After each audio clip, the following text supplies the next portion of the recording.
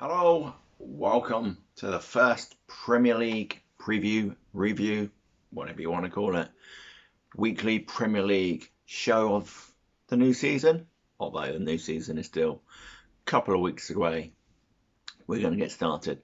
So, to start with, let's look at some of the big news and some of the transfers in. I'm also today, before the season starts, going to give you my predictions of who's going to win the league, who's going to make the Champions League places, the Europa League places, the European Conference League, is it? Whatever.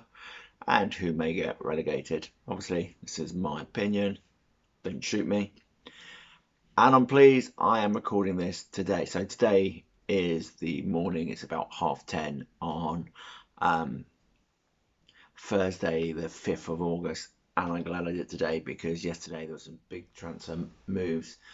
Also got a bit of transfer moves, which people are expecting, and some potential stuff which could be coming up. So let's have a quick look at it then. So Chelsea, to start with, we'll start with Chelsea. Inter Milan have basically said they want 110 million for Romelu Lukaku. Lukaku is a quality player. He showed that in the Euros at times. He will definitely get them goals. He will definitely push them towards getting the title. Last season, of course, they brought in Tino Werner, who is fantastic. Loads of pace, not a natural goal scorer. Lukaku will fill that spot and potentially push Chelsea, if they were to sign him, to the title. Then Man City, Bernardo Silva has said that he will possibly be leaving if they do sign Jack Grealish from Aston Villa, with Barcelona and new champions Atletico Madrid are in the race potentially for Bernardo Silva. Aston Villa could look to replace Grealish with Todd Cantwell from Norwich, who is a quality player in himself. Obviously, Jack Grealish on the ball, fantastic. When he was allowed to play in the Euros, I thought he did well. Gave a threat, should have come on earlier against Italians, but hey, there you go. Chelsea also may be willing to let Atalanta take Tammy Abrahams on loan for the season, which will be good for the Englishman because it means he can possibly play. I don't think he's going to get many games, especially if Lukaku was to come in. Tottenham may be looking to sign Philippe Coutinho as and when they sell Harry Kane, which is looking quite likely now. Obviously, he's not turned up for training. Apparently, Spurs have signed him. I'm sure that really upset him. Leicester have turned down a player plus money deal for James Maddison, quality player Maddison, and they're not willing to allow him to go to Arsenal. And Southampton are also close to signing Adam Armstrong, who scored quite a few goals last season for Blackburn, as a replacement for Danny Ings. Okay, so that's the news. You know, obviously, there's already been some signings. Ben White has signed for Arsenal. Manchester United have signed the big signings this year.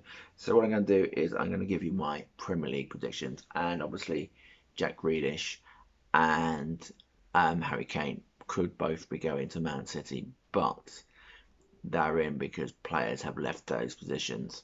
Let's be honest with that. So with Aguero going, Aguero is one of the best strikers in Premier League history. And, you know, over the years, he lost David Silva a couple of seasons ago. And although Phil Foden has come in and been magnificent, helping them win the title last season, David Silva is not easy to replace. Not saying Jack Grealish is David Silva, but I'm going to give you my predictions. So I'm going to start from the bottom 20 up to number 1. So, sorry, Brentford, I've got you relegated. It's not that I don't see them potentially having the push. For me, all the teams that have come up, it really depends on how well they can start and get going. But I have got Brentford at number 20. At number 19, Watford. You know, they've come back up. Not sure how much of that team they've sold. For me, it's forever changing your manager. You don't get that consistency, even if the team has stayed the same. Not sure that that's going to work. 18, I can see Brighton actually finally going back down. Some say, well, they belong. But no, Brighton have played some good football over the last few years, but I just think they may have just had a bit too much. Then I can see Palace. I think Palace are going to struggle.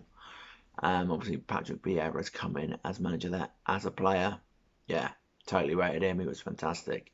He was the nearest thing in the Premier League to Roy Keane, but he could play a bit as well, and he was gangly, but incredible player, World Cup winner, Euros winner, pretty much done it all. Then I've got Burnley at 16. Again, they're tough to beat. They're going to be hard to break down, but they don't really give a lot in the last third for me. Then I've got Wolverhampton Wanderers. I think, with Nuno going now to Spurs, they're just going to struggle a bit. And, good luck to the new man coming in there. They've also lost their goalkeeper, who is quality. He won Golden Gloves, didn't he, at the 2016 Euros? I know it was 5 years ago now, but he was still a quality keeper. Then at 14, I got Southampton. They've slipped a little bit for me, selling Danny Ings. They've also lost Bertram. So, they've lost a couple of their key players for me. And, they've signed a few youngsters, but it's the experience of the likes of Bertram and Ings, which for me, they will miss. Then I've got Norwich City in 13. As long as they start well, they play good football. They basically kept the team, as long as they didn't sell too many of the players they got there. Cantwell will definitely be a miss if he was to go to Villa. Then I've got Newcastle. I think it really depends on keeping their star players fit and allowing Steve Bruce to do his thing. I think if he's allowed to actually play the football he wants, he showed last season when he was allowed to do what he wanted to, they're actually a decent team. Then we've got Leeds at 11. Leeds are going to be tough again. They're certainly hard-working. You look at someone like, what was his name? Calvert-Lewin? Is that him? The one who played for England. Can't remember his name. But anyway, he was awesome. Then at 10, I've got West Ham. Not me saying that West Ham aren't good enough to get into the top 6. They certainly are. But there's a few other big boys in there who are making some ground up. Then we've got Spurs at 9. I think they have to really improve on last season. I think it could be a tough one for them. Then I've got Everton. Of course, they've lost Ancelotti. They brought in, though, Rafa Benitez, who is quality. See how he gets on with that squad, though, before we start saying Everton are this, that, or the other. Then I've got Arsenal at 7. So they are back into European football if they remain there. I think they'll get to the conference, which Tottenham are in this season. They need a good season. They need a good start. They need to bring in some quality. And they need some hard men in that team. Someone who with a backbone. Someone who's going to be captaining them. They don't, they're a bit soft. Good football, but a bit soft. Aston Villa, for me, are a team on the up. I've got them at 6th, which will put them in the Europa League, I believe. At 5, well, the top 5 actually are the same as it was this season. Slightly different positions for some of them. Leicester for me at number 5, just missing out again on Champions League football.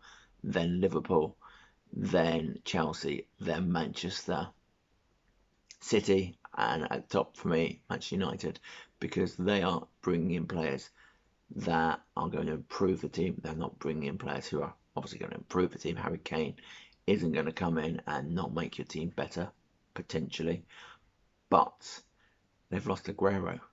They've lost David Silva. They lost Company. Company's been replaced by Diaz. So defensively, they're sound.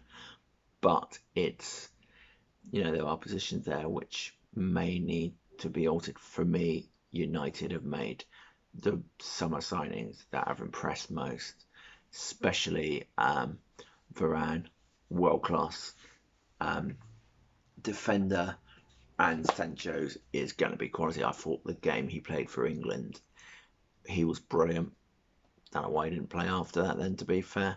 But there you go. So that's the first of my Premier League prediction shows. about 10 minutes a week. That's all you need. You don't need much longer than that. With this idiot rambling on about football and stuff he doesn't really know a lot about. But do not forget to like, share and subscribe. See you, pals.